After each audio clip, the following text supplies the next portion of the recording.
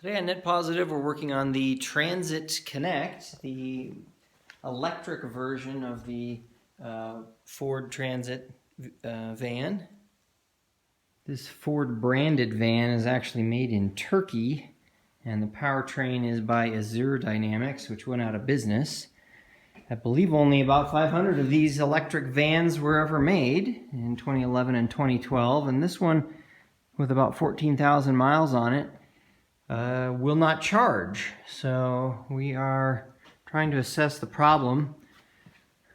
And you can see the motor controller here up top, which I believe was made in Boston, and the Siemens three-phase AC motor. This device up front here, I believe, is a heater for the fluids to circulate throughout the battery, etc., for warming.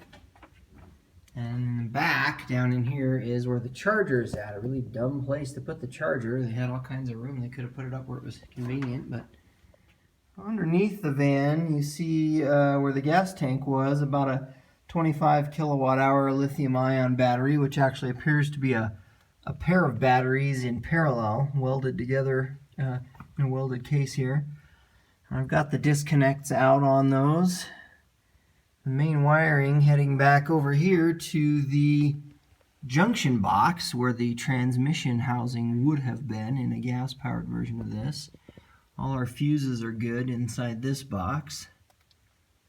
And coming in from the front, you can see the electric air conditioner compressor here, the single-speed Borg-Warner transaxle, the axle here, and up behind it is the Brusa made in Switzerland charger with the power in and power out.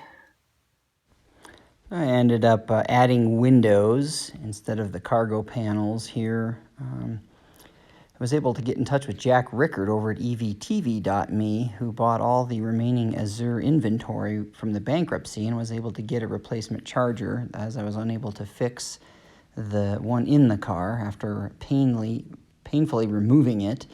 I had to pull the whole motor and everything. And so the Transit Connect van is dead again. The relay doesn't sound like it's kicking in the high voltage battery. Well, the kind of crappy thing about it is the relays are inside this welded battery box. So I have to drop the whole battery out and try and get it open from the top. I have disconnected the two coolant lines, regular antifreeze coming out of those. Disconnected the high voltage lines that run, interestingly, up to where the transmission pumpkin would have been on the gas version of this. They have used it simply as a high voltage junction box, and I have to trick the contact on that. There's a little pin, if you pull the cover off, it tells the relays not to open, but that is not the problem. 12 volt system's fine, just unable to get the traction battery to work. So, spent quite a bit of money. New tires, new rims, added windows. They were just the cargo panels in there. And of course, they're about $3,500 for the charger, which is only a 3,500 watt charger, making this a slow charging EV. So just 4 bolts hold that monster 28 kilowatt hour battery up underneath there. I don't feel really good about that. Still got to jack it down a little more and get the car up a little more, because that is about a foot thick, and I've come down only about 5 or 6 inches. But it is loose and sitting on the dolly. So here it is, the 28 kilowatt hour battery pulled from the Transit Connect. And now we're going to dive into it and see if we can find why the contactor relay is not opening. Interesting, it's a SAFT SAFT battery, lithium battery, with a certificate of compliance. Interesting that piece of paper never got wet or washed off under there.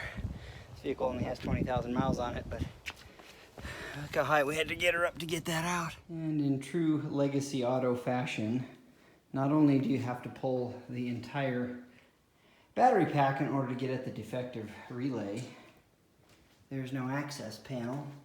So we get to pull all the safety screws, the lockings or tamper-proof star bolts out. So after undoing some very tricky interlock bolts that prevent you from opening this, here we have the, I think, 29 kilowatt hour battery. Must be the BMS. 2 BMS boards, I'm guessing, I think, because the charger, of course, is in the front of the car. And our coolant lines here, pretty nice liquid cooled battery. See the in and out from each of these banks. So I went through, there's 6 relays in here. This smaller relay here applies power through this resistor for the pre-charge, so you don't get a big spike of power when you turn the battery on. This relay engages to connect the high voltage to the battery, and then this one engages to apply power through the BMS to the charging. And there's 2 parallel battery strings here. So 370, 380 volts per side, they're in parallel. So everything is just mirror image over here. And all the relays seem to check out. I applied 12 volts to the coil. They contact with a nice click. But when it's hooked up to the car, it's not engaging. So the relays are not getting a signal. And there's also some more than just a BMS in here, because the actual relay 12 volts comes from inside this box. So I opened that up and there's nothing but surface mount in there, no fuses or anything. And those, of course, are not going to be available. So, not sure I'm going to be able to get this working. So I put some clip leads on the high voltage side of these relays and hooked it up underneath the car and put my meter on it. Now I do measure the 380 volts nice and steady on the battery side, but on the relay side, with the problem not engaging, the voltage was all over the place. It was going positive, negative, 70, 80, 90 volts. I don't know how that's even possible off of a DC battery. Really weird.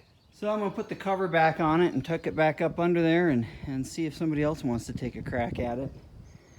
Here we got the Tesla Roadster that I am also giving up on, as it's just missing too many parts, and I can't even get the 12 volt to come on that one. No parts available either.